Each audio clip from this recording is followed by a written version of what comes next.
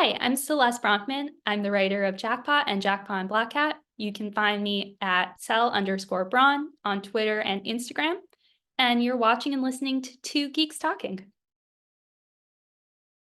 Good morning, afternoon, evening, everyone. Two Geeks Talking is an entertainment industry interview show where we're interviewing the creative people from the comic, film, TV, movie, and video game industries. And of course, I'm your host, Kurt Sasso. We're joined today by a very talented comic creator and writer. She's the writer of Marvel's Jackpot and Black Cat, as well as she's worked on Star Trek, My Little Pony, and many others. We are joined today by the ever-talented Celeste Bronfman. How are you doing today? I'm good. How are you? I'm doing good. Thanks for asking. It's a beautiful day and a wonderful long weekend at that. That's right. I almost forgot it was a long weekend. When you're working on what you love, it's kind of hard to remember what the holidays actually are because you're so passionate about what you're doing. That's true. It's a blessing and a curse, but I do love what I do. So I am mostly working on weekends as well. So it doesn't feel too different. For those that don't know anything about yourself as a creative person, tell us who you are and what you're bringing to the show today. I am a comics and TV writer. I recently have been writing with Marvel. I helped launch MJ as a superhero called Jackpot. And I'm here today to discuss Jackpot and Black Cat, which is a miniseries with MJ as Jackpot and Felicia Hardy, Black Cat. It looks beautiful. I mean, we're going to talk about your artist and talk about yourself as a writer throughout this entire thing, but just from the images, just from the covers alone, I mean, it was just amazing. They are gorgeous. I had a chance to see it for the first time in person when it launched, and it's beautiful. I think I want it as a poster on my room wall. It's gorgeous. What is the most misunderstood aspect about being a comic writer that people who don't follow the industry? Ooh, I think it's how collaborative it is in terms of the writer in this context has to help with stage direction in some ways. And it's something that I learned as I was getting into comics writing. So there's quite a bit of describing who is in the foreground, who is in the background. I think that's something that not a lot of people know, but of course the artist brings a lot to the table and makes better decisions. But it's really about understanding the geography of the space and how each frame will help in aiding the story. It's a lot more than I was used to in TV and film. It's amazing how similar but how different those two industries are, from comics to TV and film. It is interesting because they are both visual mediums. So you're always thinking about how it will be received through images and through footage, but it is different in terms of how you are collaborating on that process. Jackpot and Black Cat introduces a captivating storyline involving a mysterious app blackmailing citizens. What inspired this unique idea and how did you develop this into a series? Ooh, I think I was reading a lot of articles about technology and the dangers of technology. And I think, like many people, I believe that technology can be a force for good or a force for evil, and it really depends whose hands it's in. And I thought it would be interesting to explore a villain who is using technology to activate any innocent civilian. That sounds like the most terrifying thing. I think it might have come from a nightmare, to be honest. But I think linking, the very grounded reality of the Spider-Man realm and that, it's very street level fights. A lot of it takes place in the streets of New York City. I definitely wanted it to take place in that environment, but also have this unique twist and updated twist. So I thought marrying the two, technology and this kind of environment of gritty New York, would be fun and interesting. You have two iconic characters between, of course, Mary Jane and Felicia Hardy. They're so dynamic between each other, and that seems to be a focal point of the stories itself. But how did you approach balancing their friendship and personal growth with this overarching plotline? That's a good question. For me, I usually come at it from a character perspective first. So I had an idea of how I wanted to approach their friendship, where they were at, and what I wanted to do with their relationship. And then I think creating a setting that helped tell that emotional story was the challenge. But I think as long as you have your plot points and the emotional points threaded out, you can do anything that wild and it'll still feel a bit grounded because it's grounded in that emotion. Mm.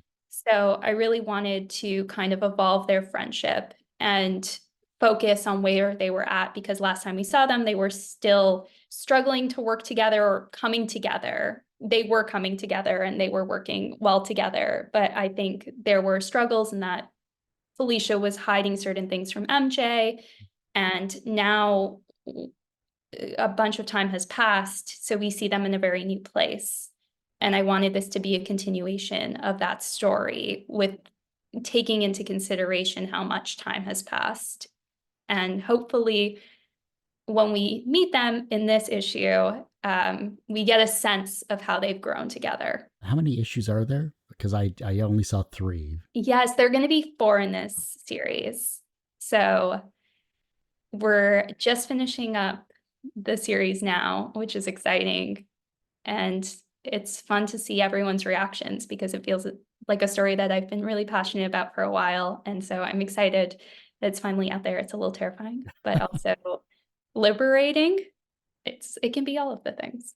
Just shows you progression as not only as a writer, but as, being invested in your characters and seeing the fan reactions. That's a question I'll have later on as well, by the way. Fair enough. MJ's journey into superheroism is a significant aspect of the narrative. I mean, she's also so iconic in so many different instances. She has a long history as well. What themes of character developments did you find most compelling when you were exploring her arc? Well, she has been through so much through her life. I think the one thing I really was excited about portraying now that she's Jackpot is this idea that she's always been a hero. She's always been on the front lines. So it felt like a very natural evolution for me. We've seen her risk her life for the people she loves.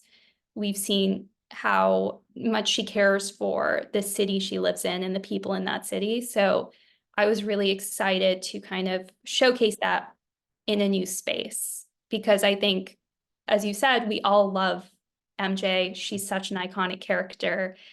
I love her very much. And I just wanted to enhance what was already in her and all of her strengths. The history of comics itself, you can go back to the early 20s, 30s, and now we're into a new age of technology, new age of writing, new age of new ideas. I mean, it's just really incredible overall. One common history of comics, especially when it comes to MJ and Felicia, is that they've both had romantic ties to Peter Parker. This is true. How, if at all, did this history influence your approach to writing their characters in the series? I mean, we have seen them kind of go through in the last arc they had together, Dark Web. We've seen how, they worked around Peter and their relationship with Peter. I think Peter will always influence their relationship and be a part of their relationship, but I think now neither of them is with Peter. And I think although they both love him, it is a kind of a separate relationship now that exists beyond him. But I do think that the fact that he loved both these women and that they loved him kind of means they have quite a bit in common. We often gravitate to people who have our same values and who care about the same things we care about. So I think it feels very natural for them to be friends and to have this relationship, because it feels similar in some ways to the relationship they had with Peter. So I think it's really beautiful to see. Obviously, they're very different in the ways they approach the world and all of that. But I think on a base level, they have a lot of the same values. And that really brings them together in a beautiful way. That's really good. And the fact that you're writing in this world is just even better. The fact that you can add your own experiences, your own knowledge, your own life subconsciously. Wild. I know it's beyond even what I could have imagined when I was a kid. I mean, I loved superheroes. I loved MJ. I went to see Spider-Man in theaters and read the comics. It is a dream come true to get to play in the sandbox that all of the wonderful creators who came before me have created. It's a dream come true. And yeah, I think I always wanted to see more female friendships in comics.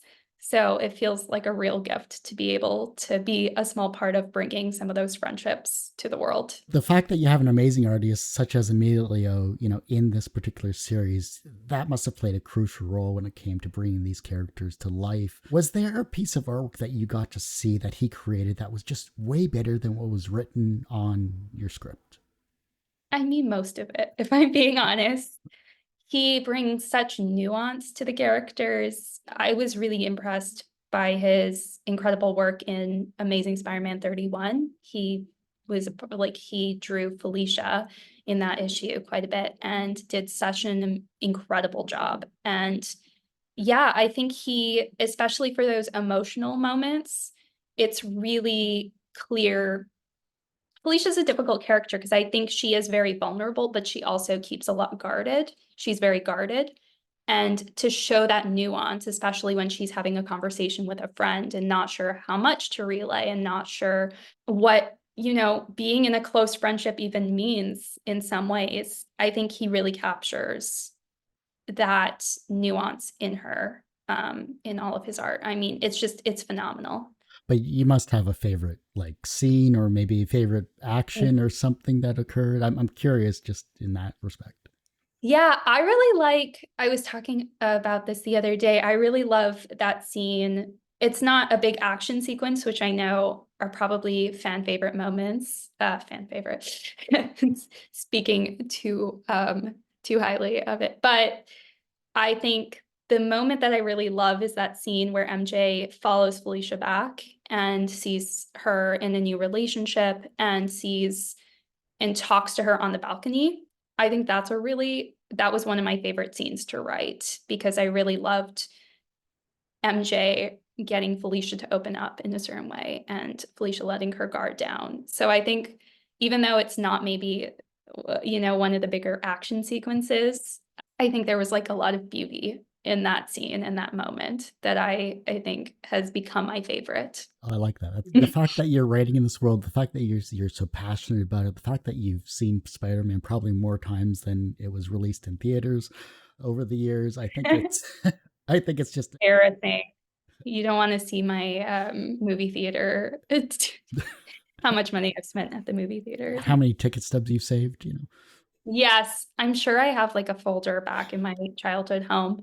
Really embarrassing. But yeah, I'm a big fan. Besides the action-packed sequences and of course the scene you just mentioned here, what comics do you hope readers will associate with Jackpot and Black Cat based on your writing? Well, I am a big fan of a lot of Marvel characters. So I think if readers love Jackpot and Black Cat, they should check out the Captain Marvel comics. That I love Kelly Thompson's run. I love Kelly Sue DeConnick's run, and Alyssa Wong is killing it right now. So all of those, I think Carol Danvers has always really inspired me. So I think that's like a personal one.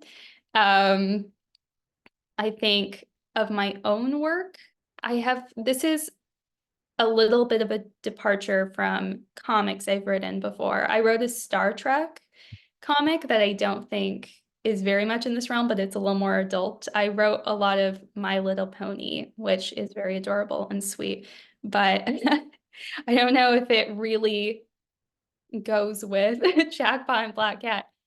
But I used to write on a show called Degrassi, and that's kind of a teen drama, and that's where I think I really honed my skills at, emotional narratives, because I think high school students, their emotions are really amplified at that age, as all of ours were. There's a lot going on. You're learning how to deal with your first heartbreaks, your first jobs. There's just so much that goes into being a high school student. So I really learned a lot from that realm that I try to bring into all my other writing. So although it might not feel like the same thing, I think the emotional storytelling that I was able to do on that show really helped me as I was coming into Jackpot and Black Cat. As a writer, has your creativity ever been stifled or encouraged when crafting a story in these established universes for comic book fans and newcomers to the genre? I think it's always very intimidating, but I think there are more opportunities than anything. I love when I came in to do Jackpot 1, which was part of a gang war crossover, and it was very intimidating at first, and I didn't really know where to start because I wanted to make sure I wasn't utilizing any characters that were in other stories or stepping on anyone's toes in any way. But it provided more opportunities in the end because all these characters were on the board already. So it allowed Jackpot to interact with a few other heroes that I don't think she would have otherwise. So I feel like every time it feels a little intimidating and like it might be more difficult to tell a story, it just opens more doors. But yeah, it was really exciting to have her interact with She-Hulk and see She-Hulk, who is another superhero who is fighting these huge battles. I think that was probably inspiring to MJ, and to be able to interact with Spider-Man, I think that was what I had always wanted to see as soon as she became Jackpot. So I was really excited about that opportunity. That's awesome. I love it. What was an early experience where you learned that language had power? Hmm. I think very early on, I was very inspired by TV. I watched it constantly. I had it on a loop. I fell asleep to TV growing up. I think I was really inspired by characters who overcame difficult situations. I was very inspired by by Doctor Who. There's a character on Doctor Who, Rose, and I was quite young when I was watching it. And I think she was a character who came from not from she was just a normal human, and she went on to save the world and go on all these grand adventures, and I felt that was really inspiring, and the ways in which she would fight for herself. I felt very inspired by that, and I think I've learned a lot from these characters and the words they use to stand up for themselves, and I feel I am better equipped to stand up for myself and advocate for myself because of those characters and the dialogue in those shows. Being the fact that you're in two different industries, that is just entertainment as a whole, we've consumed it en masse throughout our lives here. But what challenges do you think that comic creators or TV or film writers face in today's world that needs to be addressed, that we can change for the better, maybe? I think it's a specifically difficult time right now. We just came out of a few strikes in the entertainment industry, the Writers Guild, the Actors Guild.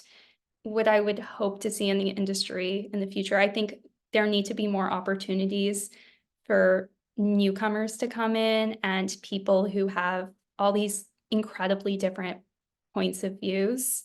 I think there just need to be more voices on a lot of TV shows, and I think that means probably just giving chances to people. It's risky, I think. I understand the risks in it, but I think it's the only way for all of us to grow, because I know I learn a lot from watching shows about people who, come from different backgrounds, who have different perspectives of the world, and I think that's so integral for all of us.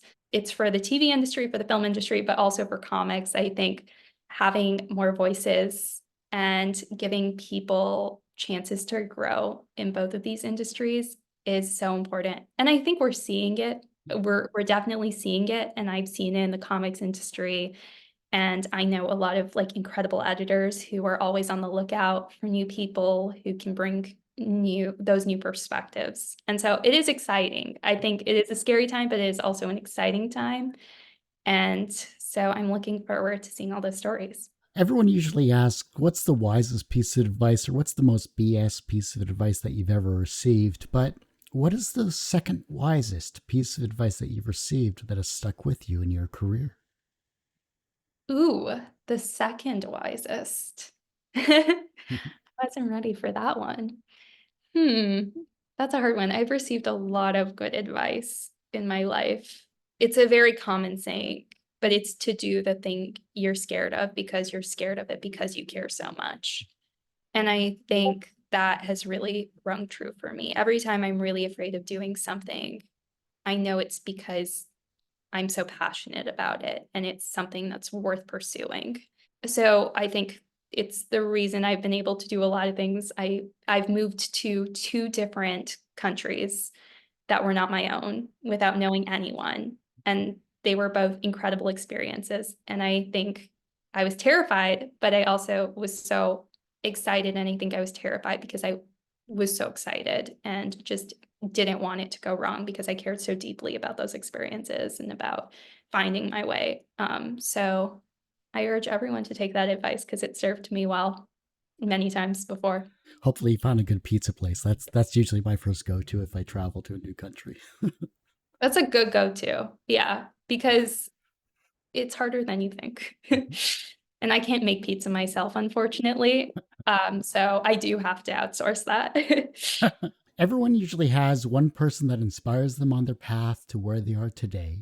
Who was that for you? Mm, I have quite a few people.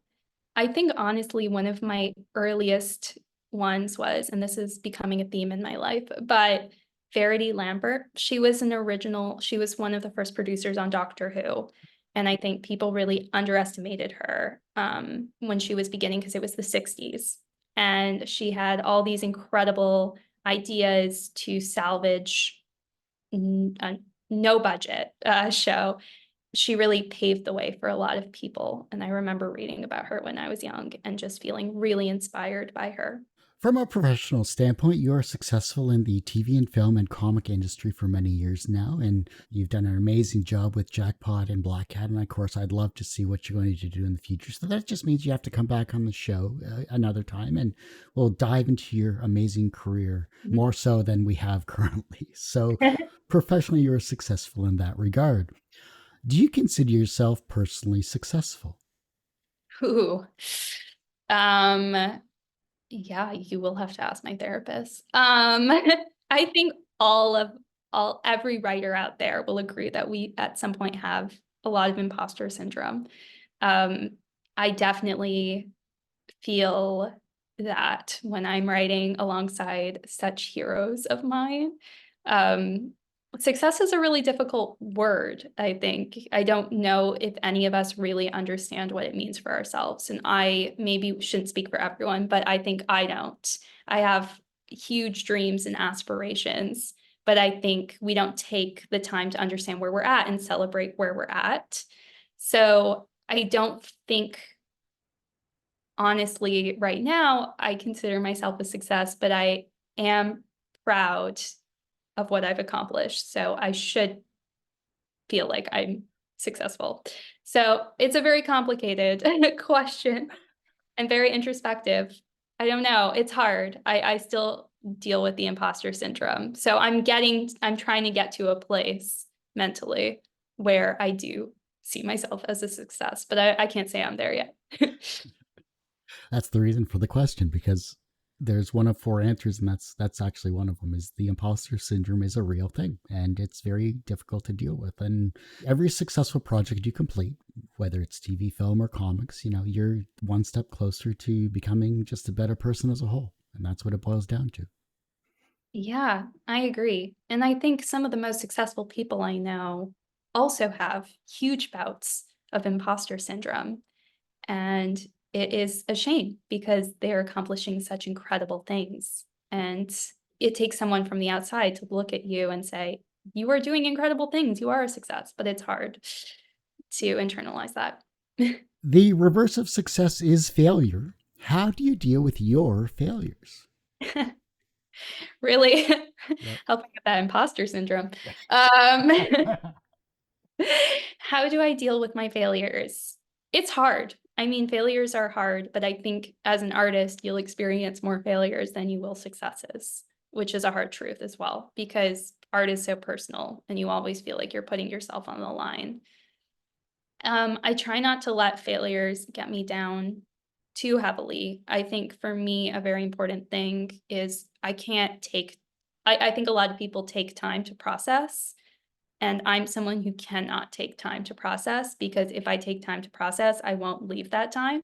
So for me, it's very important to get back on the horse and write something new that I'm passionate about, or write, go after something else that I am excited about. And in the end, I think every failure does put you on the right path in some way. It takes you on a new path that leads to greater things. But it is hard when it's happening. It's, heartbreaking, and it's hard to get over that.